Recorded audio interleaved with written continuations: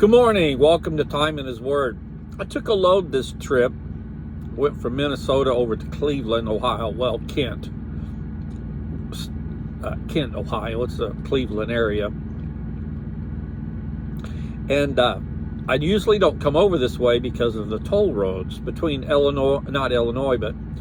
between Indiana and Ohio round trip. I'm going to spend in the neighborhood of $700 on tolls.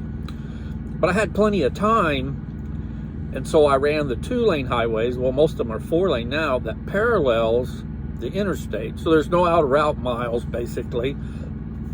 And I save money on tolls. Now, it might add an hour or two to the trip longer, but I'm saving money that I don't like running toll roads. I mean, I get reimbursed. I mean, it's not reimbursed, but it's a tax write-off, but it's still, I've spent money needlessly when I could have avoided them, and that's what I did on this trip. And so, but the neat thing about that is, if you think about that in conjunction with your walk in Christ,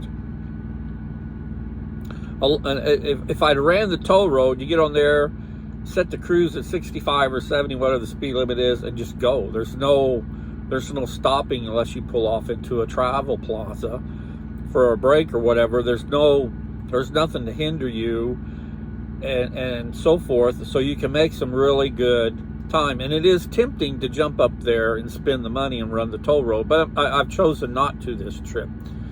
Now, the other part about that is the route I've chosen. I've got little bitty towns to go through and stoplights and traffic and everything that goes with running a 2-lane highway, and some of it's 4-lane, but it adds time to the trip. And we as individuals, as people, we want to get from A to B as quickly as possible with the least amount of headaches. And so that's why, like I said, it's tempting to jump up onto the toll road and just go. But if we think about that in comparison to our walk in Christ, a lot of times we are impatient and we want whatever we feel God's leading us to do. We want to see the end results, or see what's going to happen, what's going to become of it. This roadie's taking us down. Excuse me. We want to see that almost before we start down that path. But a lot of times he'll take us on a 2-lane road. He'll take us a long way around to achieve the same things. And all the while, that's building up our patience, our endurance, our ability to look for detail. There's a lot more positives by taking the longer way around. You can enjoy the view. For me, it's an easier route to go down. I ran into some construction yesterday I wasn't expecting, and got tied up in Chicago downtown, which I knew that was going to happen. And while that's aggravating in that, I still kept reminding myself the money I was going to save versus jumping up on the toll road. And a lot of times in our walk in Christ, we have to remember that. Sometimes He's not taking us down the direct, fastest path to achieve what He's wanting us to achieve, because there's other lessons He's wanting to teach us and show us along the way. One of my favorite passages is in John, the 14th chapter, the first 3 verses.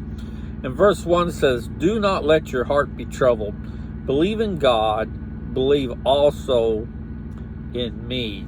And let's see, I got in here, marked Romans 10:17 for some reason. I don't know what that says. Should have looked before I started, but hey, we're on the fly, so whatever. Oh, okay, that ties in even better. Romans, the 10th chapter, verse 17 says, "So faith comes from hearing, and hearing by the word of Christ." So these two verses tie in great together. That's John, the 14th chapter, verse 1, and then Romans 10:17. So like I said, if you think about the path that God has you on, working towards something that he's leading you, that you feel lead to do, a lot of times we're not going to take the most direct route. And that's to teach us things. And then, but like I said, just remember, do not let your heart be troubled. Believe in God. Believe also in me. Just have faith in whatever God's leading you to do, and let him lead. Don't try and take over, because if you do, you just blow it. But let him lead the way, and you'll be amazed at what he's got in store for you.